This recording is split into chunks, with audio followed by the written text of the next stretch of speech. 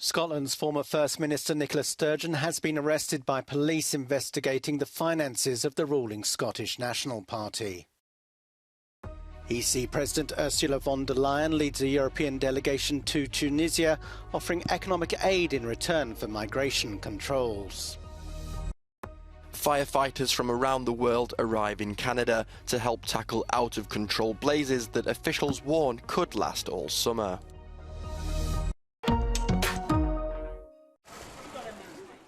Former Scottish First Minister Nicola Sturgeon has been arrested by police investigating the finances of Scotland's governing Scottish National Party.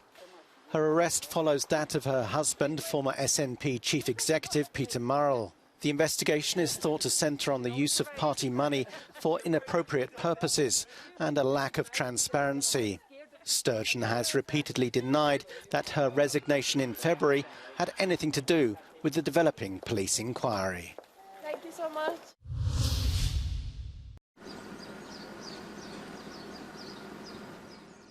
EC President Ursula von der Leyen has led a European delegation to Tunisia, hoping to persuade President Kais Saied to impose tighter controls on migration to Europe in return for economic aid.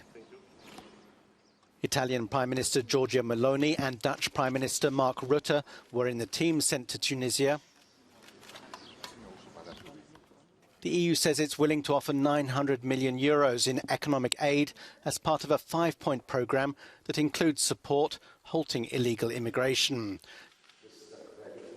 Tunisia is just 150 kilometres from the Italian island of Lampedusa and has become a favoured departure point for those seeking to travel to Europe.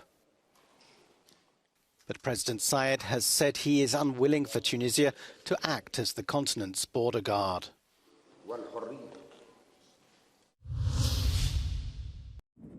A country in flames.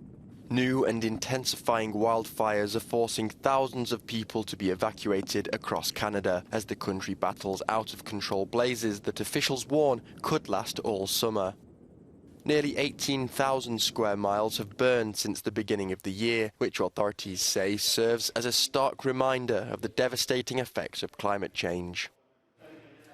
The US has sent hundreds of firefighters to Canada over the past few weeks and says more help is on its way.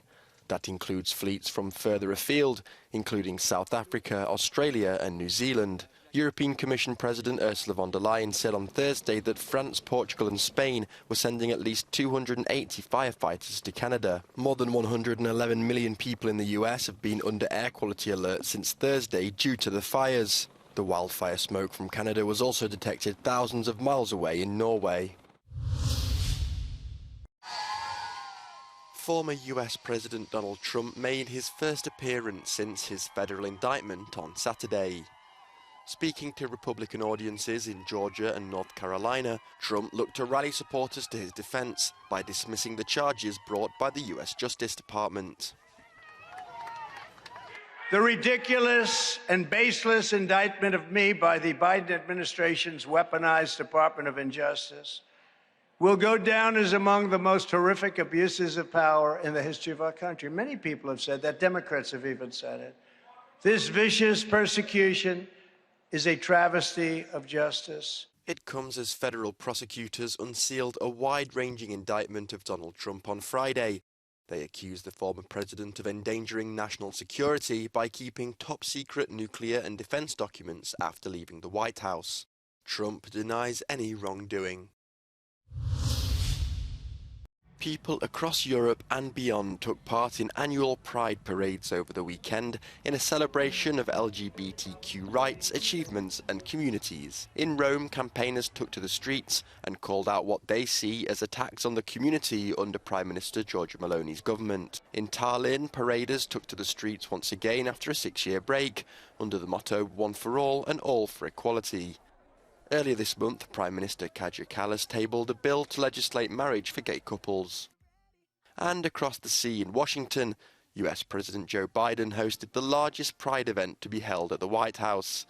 He used the occasion to condemn the recent wave of, quote, callous and cynical state laws restricting LGBTQ rights.